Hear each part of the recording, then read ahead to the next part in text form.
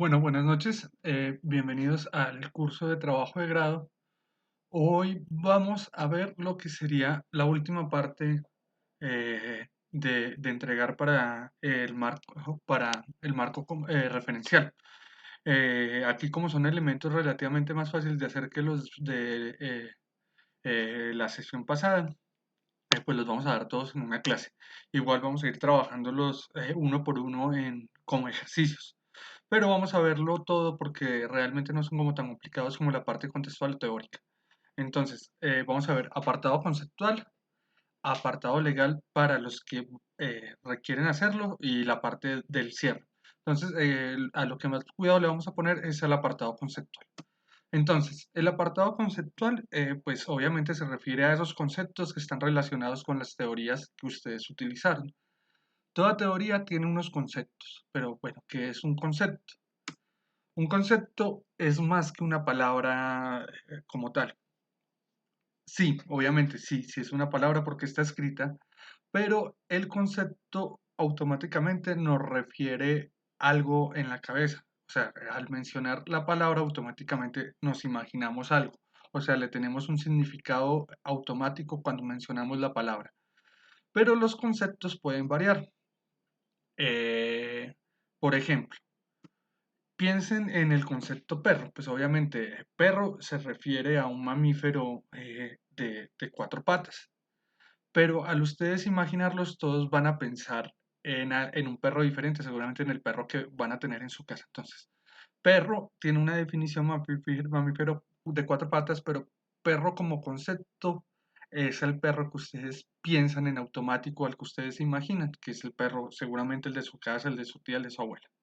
Entonces, para que esto no nos pase, para que todo el mundo al mencionar un concepto se imagine algo diferente, totalmente diferente, tenemos que unificar pues la idea. ¿Y cómo unificamos la idea? Pues definimos el concepto según el autor que lo presenta. Entonces, lo que queremos evitar es esto. Mire, entonces tenemos lo que queremos evitar en el apartado teórico es que pase algo así. Por ejemplo, el concepto, lo que nosotros queremos decir o lo que quiere decir el concepto, que digamos que sea esto, pero la gente se imagina esto. Entonces, esto es lo que queremos evitar que piense, que la gente se imagine lo que ellos crean que es. Y para evitar que la gente se imagine cualquier cosa, pues tenemos que definir bien las cosas. Entonces, vamos a definir las cosas o vamos a definir los conceptos según cómo los plantea el autor que utilizamos. Si utilizamos el concepto o utilizamos Adam Smith, pues definimos los conceptos que vamos a utilizar según los plantea Adam Smith. O como puede llegar el caso de que nosotros lleguemos a plantear los conceptos que vamos a necesitar, pero igual los definimos. Entonces, el ejemplo que yo siempre pongo es como el concepto de capital, que capital lo trabajan muchísimos autores, pero es diferente según el autor con el que trabajemos. Entonces, por ejemplo, para Marx, capital, pues sí, es acumulación producida por unos excedentes de ganancias, pero que se basan sobre la explotación de personas, de trabajadores, por así decirlo. Es más complejo que eso, pero pues así muy resumidamente sería algo como esto. Pero por ejemplo, capital para el mismo Adam Smith también es una acumulación, pero es una acumulación tanto financiera como de bienes y de capital humano. Entonces, ven que los dos conceptos se refieren a acumulación, pero son diferentes en la medida que Marx le agrega el elemento de explotación de personas y Adam Smith no menciona en ningún momento eso. Entonces, ven que ya en eso hace que los dos conceptos tengan dos significados diferentes. Entonces, si ustedes van a trabajar con el concepto capital, tienen que definir sobre qué personas o desde qué personas lo van a trabajar y definirlo pues como lo definen esos autores. Bueno, entonces por eso en sus trabajos lo primero que ustedes tienen que hacer es tomar esos conceptos y definirlos pues para que la gente no se confunda y piense cualquier cosa o piense en lo que ellos creen, sino ustedes definir las cosas como se deben de entender para su trabajo. Entonces, ¿qué elementos debe usted retomar para hacer el apartado conceptual? Pues obviamente conceptos, definirlos según el autor y relacionar esos conceptos con el trabajo. O sea, no es solo hacer una definición, no es solo copiar y pegar y dejar las cosas así, sino hacer una relación con su trabajo. Tecnicismos. A veces las teorías o los elementos que utilizamos en el apartado teórico son elementos muy operativos, por ejemplo, de teoría de cómo realizar inventarios, son cosas muy operativas. En esos casos, los conceptos son más que conceptos, son palabras técnicas o son tecnicismos. Entonces, tenemos que igual definirlas y también hay construir la relación y la utilidad o la utilidad que van a tener para sus proyectos. O sea, como ven, no es solo mencionar las cosas, no es solo copiar y pegar lo que significa determinado elemento, sino aparte de eso, construir una relación o una utilidad para el proyecto que ustedes van a realizar. Entonces, ¿cómo presentarlos? Sobre todo hay dos formas, las dos formas para mí son válidas. Entonces, hay una, la lista. Muchas personas hacen como una lista, como una especie de glosario, mencionan la palabra, ponen dos puntos y luego definen. Pero yo no quiero que se queden solamente haciendo eso, entonces es válido presentarlo así, solamente que a esas definiciones que hagan, agreguen, después de la definición, agreguen automático la relación que tienen ese elemento con su proyecto.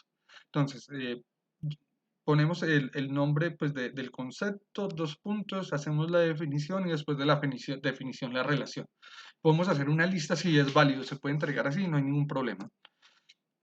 Y la narración, que es mi preferida. Entonces, ¿qué prefiero yo? Pues que hagan un texto breve en el que vayan definiendo los conceptos y seguidamente hacen las relaciones. Y todo que tenga como un hilo conductor, una narración. O sea, pueden ser las mismas páginas. Recuerden que en el caso de las personas bueno, del curso de trabajo de grado, estamos trabajando con un marco referencial de 8 páginas más o menos 7 o 8 páginas, entonces el contexto va a estar entre 1 o 2 páginas. Y pues bueno, es un texto corto, pero que no se limiten a copiar y pegar, por favor.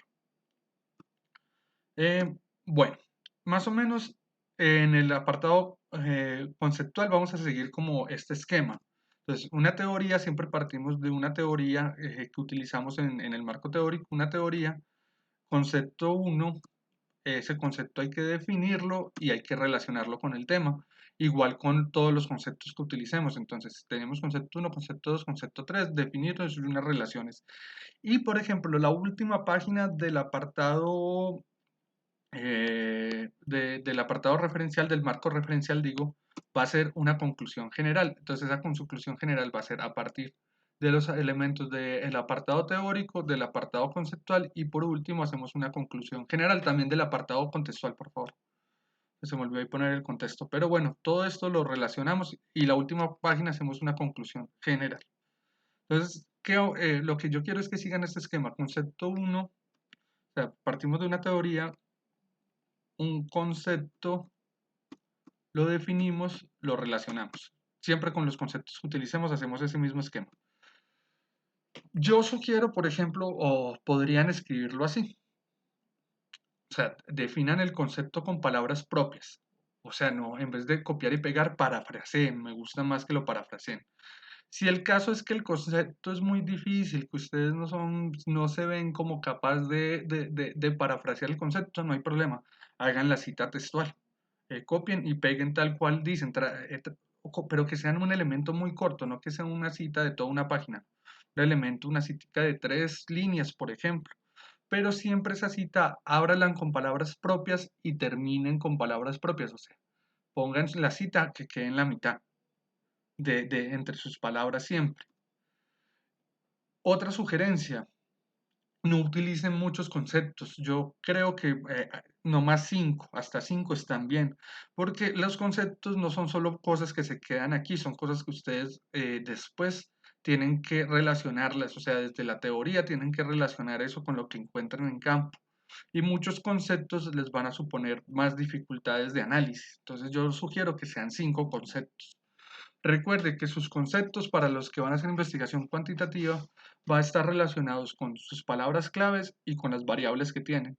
Entonces, regularmente sus conceptos van a ser las mismas palabras claves que ustedes tenían, solamente que esas palabras claves pues ya definidas o interpretadas por personas o por autores y desde una teoría.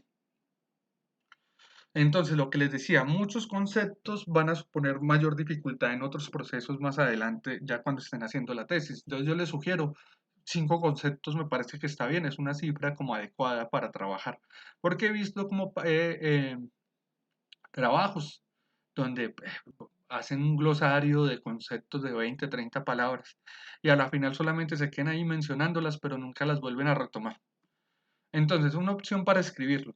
eh, Acá, introduzco hablando de la teoría que utilicé en mi proyecto. Entonces, por ejemplo, yo puse esto así como a forma de introducción. Obviamente en sus trabajos no va a ser tan cortica, pero bueno, digamos que eso serviría de introducción.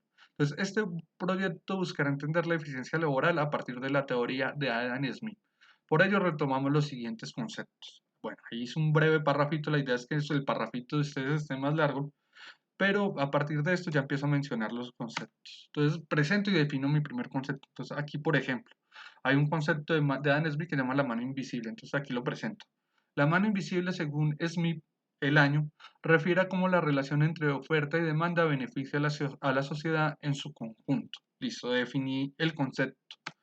Tercero, lo relaciono. Entonces relaciono ese concepto, ya hice la definición, relaciono esa definición con mi proyecto. Entonces yo puse mi ejemplo aquí, es una cosa hipotética que yo me inventé. Entonces, retomo el concepto de mano invisible porque me servirá para explicar cómo las leyes de oferta y demanda repercuten en la creación de un estándar de eficiencia laboral que impacta en las exigencias que se le hacen a los trabajadores. Listo, ahí construí la relación. Ve, ya definí el concepto de mano invisible y relacioné ese concepto con mi trabajo. Es hipotético, es algo que yo me inventé. El concepto de mano invisible sí, sí existe, pero el resto de cosas me las inventé. Bueno. Y igual para un concepto 4 otro concepto y lo mismo. Lo relaciono, lo defino, presento, lo defino y lo relaciono con mi trabajo. ¿Qué no es el apartado contextual?